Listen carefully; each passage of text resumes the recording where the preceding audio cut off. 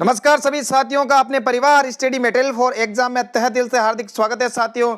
तो हमारी सीरीज चल रही है महिला बाल अपराध, जिसके आज देखने वाले हैं टॉप 10 क्वेश्चन यानी 10 महत्वपूर्ण प्रश्न, अति महत्वपूर्ण प्रश्न आगामी एग्जाम राजस्थान पुलिस के लिए आपके महत्वपूर्ण साबित होने वाले साथियों। इस 200 की जो सीरीज चल रही है 200 प्रश्नों की, आपके मान के चलो 100% इसी सीरीज में से आपके 10 क्वेश्चन आने वाले, और राजस्थान पुलिस में आपका पार्ट नंबर सी एक भी नंबर नहीं कटना चाहिए साथियों। 10 के 10 आपके पूरे नंबर आने चाहिए। अगर आप मन लगा के विश्वास के साथ इसको पढ़ के जाते हो तो मैं आशा करता हूं आपके 10 के 10 नंबर पूरे आएंगे साथियों। तो बिना टाइम वेस्ट किए सीरीज स्टार्ट करते हैं आज की, और देखते हैं अति महत्वपूर्ण प्रश्न आज के महिला बाल अपराध के 10 क्वेश्चन। अगर चैनल पे पहली बार विजिट कर रहे हो तो चैनल को सब्सक्राइब करते हैं, पास में जो बेल आइकन घंटी है उसको ऑल पे क्लिक कीजिए ताकि जो आगामी क्लास का नोटिफिकेशन है उसको मिल सके आपको। और प्लस आपको पता है इस पे ओनली फॉर गवर्नमेंट अपडेट से जुड़ी ऑफिशियल न्यूज इस चैनल पे मिलती है, तो सब्सक्राइब जरूर करें और प्लस पास में जो बेल आइकन घंटी है उसको जरूर दबाएगा।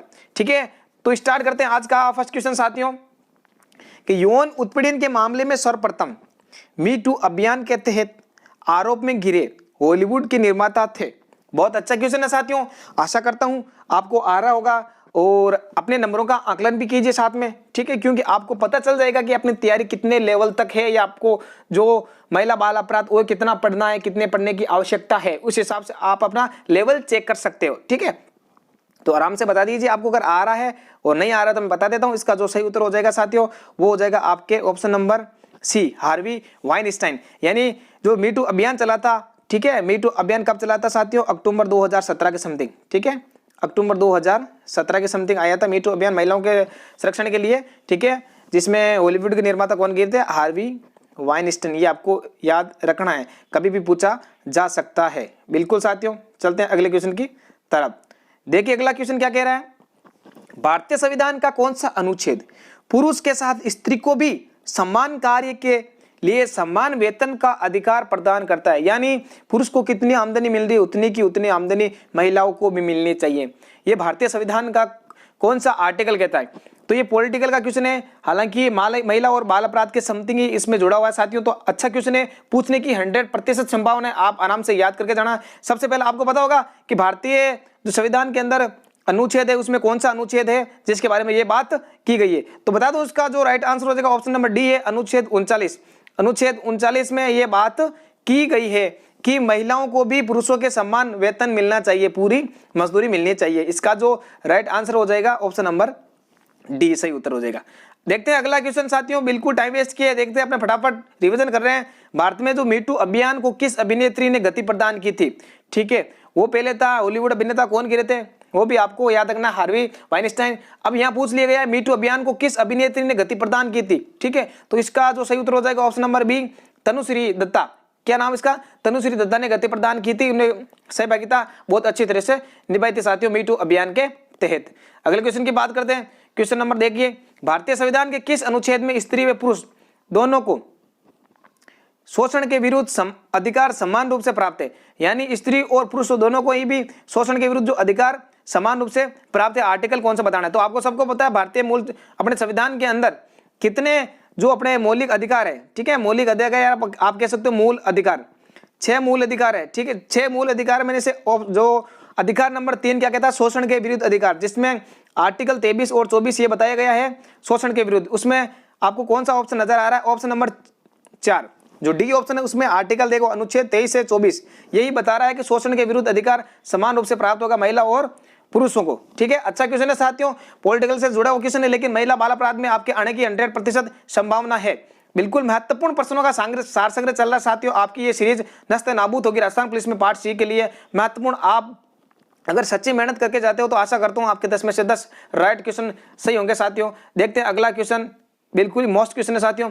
पोक्सो कानून की धारा 35 में विशेष न्यायालय द्वारा अपराध का संज्ञान लेने के कितने दिनों की अवधि में बालक बयान लेने का प्रावधान है?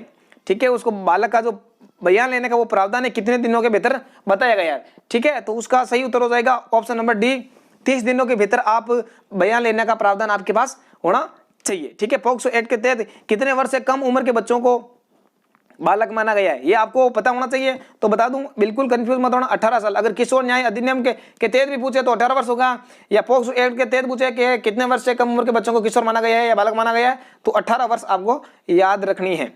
अगले क्वेश्चन की बात करते हैं। पोक्सो अधिनियम में सम्मिलित है, कौन है जो पोक्सो अधिनियम में जो सम्मिलित है? केवल लड़के या केवल लड़कियां, कि लड़के या लड़कियां दोनों, या सभी जेंडर के बालक? तो कौन सा आपको सही लग रहा है साथियों, आराम से आंसर दे दीजिए। तो इसका जो सही उत्तर हो जाएगा, इसमें सभी जेंडर के जो बालक है वही सम्मिलित किए गए हैं, ठीक है। तो आराम से ये आपको आंसर आना चाहिए साथियों, बिल्कुल मेहनत करो जबरदस्त, ताकि आपके जो इस क्लास में आराम से सभी क्वेश्चन कर सके हो आप। और अपने सीरीज के जो सभी क्वेश्चनों का महत्वपूर्ण विश्लेषण कर लिया तो समझो आपके 10 नंबर पक्के। सी पार्ट में कोई भी क्वेश्चन आपके गलत नहीं होगा साथियों। देखते हैं अगला क्वेश्चन, पोक्सो का अर्थ क्या है? पोक्सो का अर्थ क्या है? 4 ऑप्शन दे रखे हैं, यानी पोक्सो की परिभाषा बतानी है आपको। देखो बिल्कुल चारों ऑप्शन कंफ्यूजन करने वाले, अब आपको दिमाग सही लगा के रखना है और आराम से पढ़ना है, कंफ्यूजन बिल्कुल ही नहीं होना साथियों। आराम से पढ़कर समझकर उसके बाद में उत्तर दे, ताकि आपका क्वेश्चन गलत ना हो सके। तो देखिए, बालकों के लैंगिक अपराधों का निवारण अधिनियम या लैंगिक अपराधों से बालकों का संरक्षण अधिनियम। अब देखो ये पढ़ते ही आपको पकड़ में आ जाना चाहिए, इसका सही उत्तर हो जाएगा बी, यानी लैंगिक अपराधों से बालकों का संरक्षण अधिनियम। इसी को पोक्सो एक्ट कहा जाता है, जो कब आया था, लागू हुआ था 14 नवंबर 2012 को। ये भी डेट साथ में कनेक्ट करते रहो आप, बिल्कुल पढ़ेगा तभी मजा आएगा आपको, तो साथ में कनेक्ट करते रहोगे। अब 14 नवंबर को क्यों मनाया गया था? तो 14 नवंबर को आपको पता है बाल दिवस के रूप में मनाया जाता है। बाल दिवस के रूप में क्यों मनाया जाता है? क्योंकि JLN पंडित जवाहरलाल नेहरू का जन्मदिन था उस दिन, इसलिए 14 नवंबर को बाल दिवस के रूप में मनाया जाता है। और 14 नवंबर 2012 को पोक्सो एक्ट लागू हुआ था, जिसकी परिभाषा क्या है कि लैंगिक अपराधों से बालकों का संरक्षण अधिनियम। ऐसे जोड़ते रहो ताकि आपकी जो महिला बाल अपराध मजबूत हो सके साथियों। 10 में से 10 करना है तो आराम से सीरीज को पढ़ के जाना है, पूरी महत्वपूर्ण प्रश्नों का सार संग्रह साथियों ध्यान से रखने। और क्लास अच्छी लग रही है तो सभी साथियों को शेयर जरूर कीजिए साथियों। क्वेश्चन नंबर अगला, पोक्सो अधिनियम की धारा 6 के तहत जो कोई भी यौन उत्पीड़न करता है उसे न्यूनतम कितने वर्ष की कारावास या कितने वर्ष की सजा दिया जा सकता है या दंडित किया जा सकता है? तो आपको सही उत्तर बताना है इसका। आपके सामने 4 ऑप्शन दे रखे हैं साथियों, जल्दी से बता दो। इसका जो सही उत्तर हो जाएगा वो हो जाएगा ऑप्शन नंबर डी, यानी मिनिमम उसको 10 वर्ष की सजा देने का प्रावधान है, ठीक है। 10 वर्ष की सजा दे सकते हैं साथियों। राज्य सरकार अधिसूचना के द्वारा प्रत्येक जिले में कितने संरक्षण अधिकारी नियुक्त कर सकती है?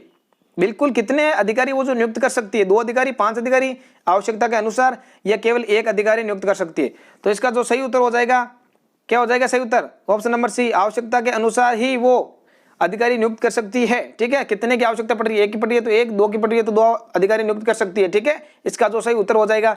अच्छी लग रही है तो क्लास साथियों लाइक तो जरूर कीजिए, लाइक तो बढ़ता है आपको, लाइक में कुछ नहीं जाता, बस एक लाइक ठोकना है और अपने सभी साथियों तक शेयर जरूर कीजिए साथियों, क्योंकि आपको पता क्लास और सीरीज बनाने में बहुत मेहनत लगती है, ठीक है। तो आशा करता हूं आप लाइक कर दिए, सभी साथियों तक शेयर भी कर दिए।